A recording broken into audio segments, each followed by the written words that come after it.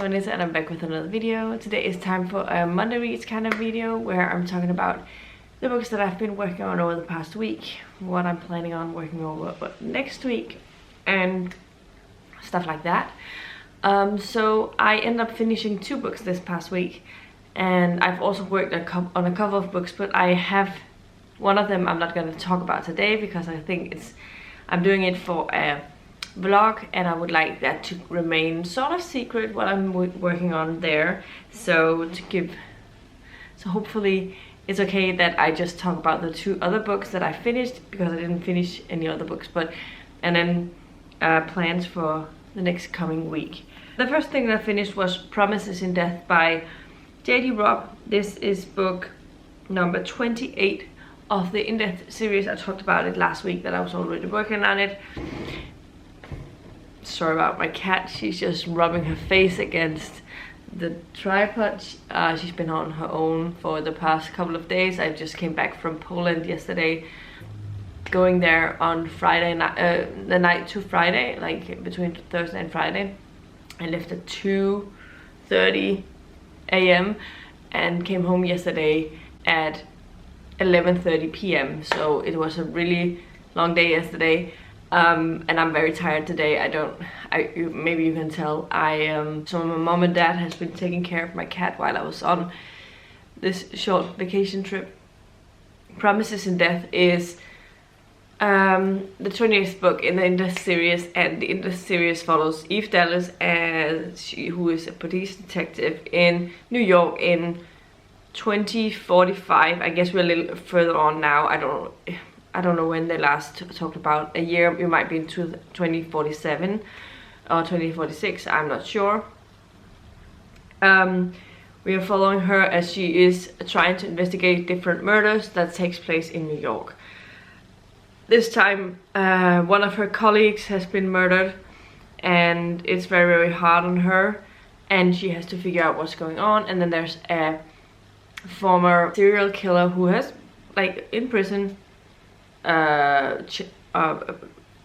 serving his sentence, but he gets involved into the case as well. So it's definitely very interesting. It was an interesting book. I really enjoyed it. I seem to always enjoy these books, and so I'm very happy I picked them up. I think for this one though, it was a 4.5 stars, not a 5 stars, but I still really, really enjoyed it.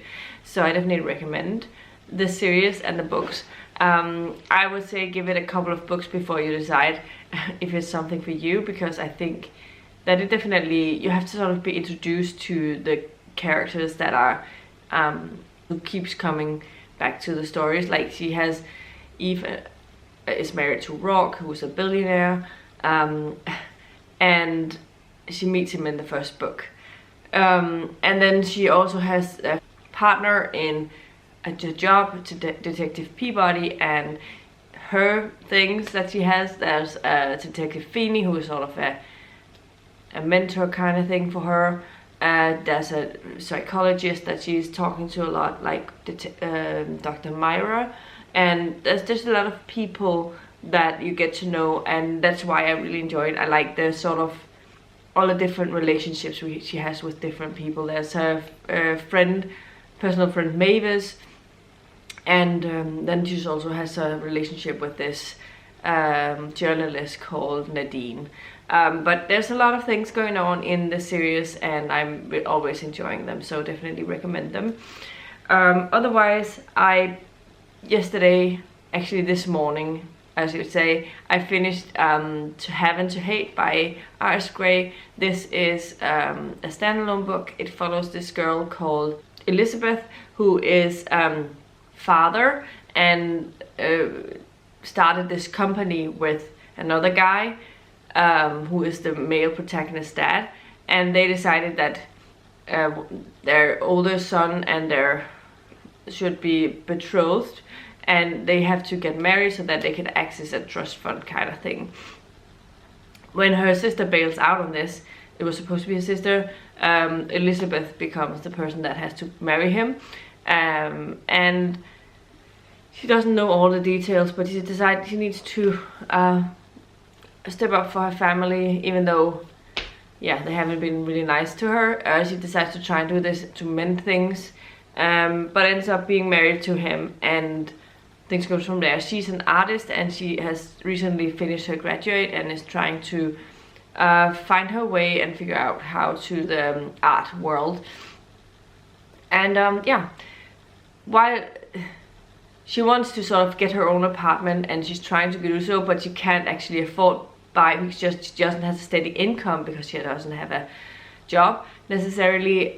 She and she works on commission, gets something sometimes, but she doesn't know when, and all of that. But then she has to have someone, a guardian, sign for her, and that is her newly married husband.